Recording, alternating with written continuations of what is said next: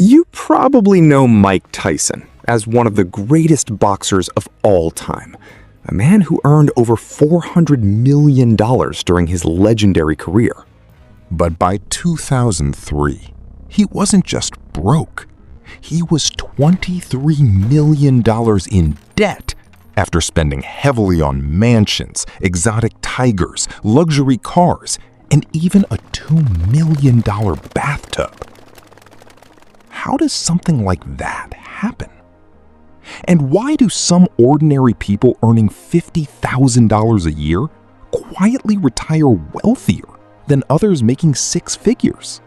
The truth is that getting wealthy and staying wealthy are two completely different skills. Today, we're breaking down the 5 silent money traps that keep people broke before 30, and the financial mistakes many young adults make without even realizing it. Trap number 1 is the status trap. This is the pressure to look successful, even when your finances are struggling behind the scenes. It's the feeling that you need the nicest car, the latest phone, or the designer brand to prove you've made it. But the moment you start buying things to impress other people, you're playing a game you can never win. Real millionaires often do the exact opposite. Take Ronald Read, a janitor and gas station attendant who drove a used car, clipped coupons, and lived in a modest home.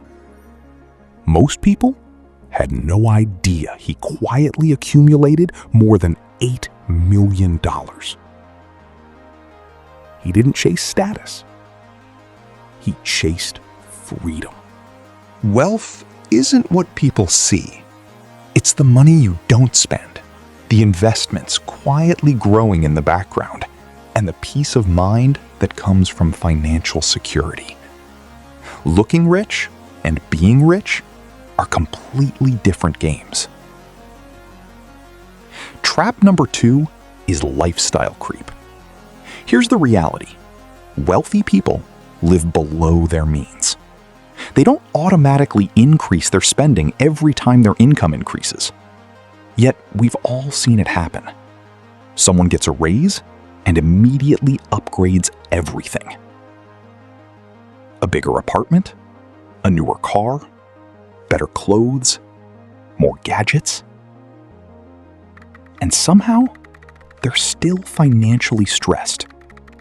That's lifestyle creep. It's like trying to fill a bucket with a hole in the bottom.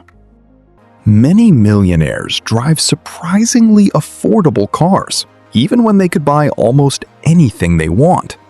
People like Keanu Reeves and Sarah Blakely built wealth by focusing on growth, not constant upgrades.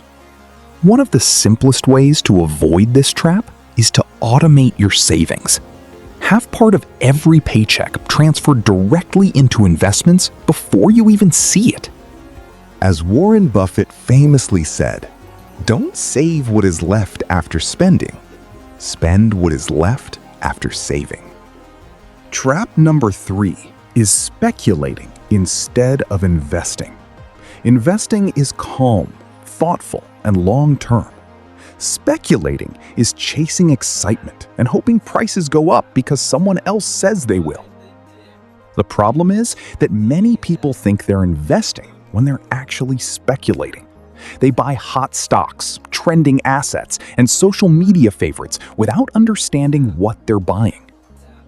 We've seen this before. During the dot-com bubble, investors poured money into companies simply because they had .com in the name. Prices exploded upward. Then, everything came crashing down. Serious. Benjamin Graham taught investors to treat stocks like ownership in real businesses. Businesses with employees, products, customers, and revenue. He also emphasized something called a margin of safety.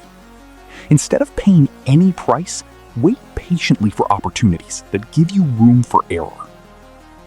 Success isn't only about knowing what to buy. It's also about knowing when to wait. Trap number 4 is missing the compound interest window. Many people wait too long to start investing because they're waiting for the perfect moment. But wealth builders understand that time is often more important than timing. Imagine two friends. Sarah starts investing $200 per month at age 22 and stops at 30. Mike waits until age 30 and continues investing until 65. Even though Mike contributes far more money overall, Sarah can end up with more wealth simply because she started earlier. Compound interest works like planting a tree. The early years are when the roots grow. One remarkable example is Grace Groner. She bought just $180 worth of stock and held it for decades while reinvesting dividends. That small investment eventually grew into millions. The lesson is simple. What matters isn't just what you invest in, it's when you start. Trap number 5 is saving for stuff instead of saving for freedom. Most people save money so they can buy something later. A nicer car, a bigger vacation, a better gadget. But truly wealthy people think differently. They save to create freedom. The most valuable thing money can buy isn't stuff. It's options. It's control over your time. It's the ability to walk away from situations that no longer serve you. If you're trapped in a toxic job with no savings, leaving may not feel possible. But when you've built a strong freedom fund, you have choices. Even 6 months of expenses saved can completely change your life.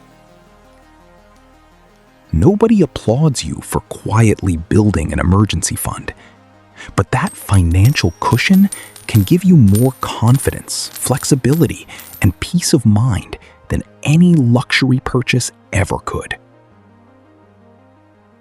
To stay wealthy, you need humility, patience, and discipline.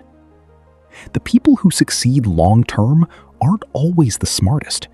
They're often the ones who avoid unnecessary risks and stay in the game long enough for wealth to compound.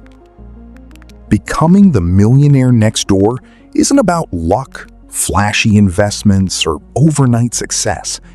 It's about small, consistent decisions repeated day after day. Like building a brick wall, one brick at a time. Let's recap. Stop playing the status game. Live below your means and avoid lifestyle creep. Treat stocks like ownership in real businesses. Start investing as early as possible to benefit from compound interest. And save money to buy freedom, not just more stuff.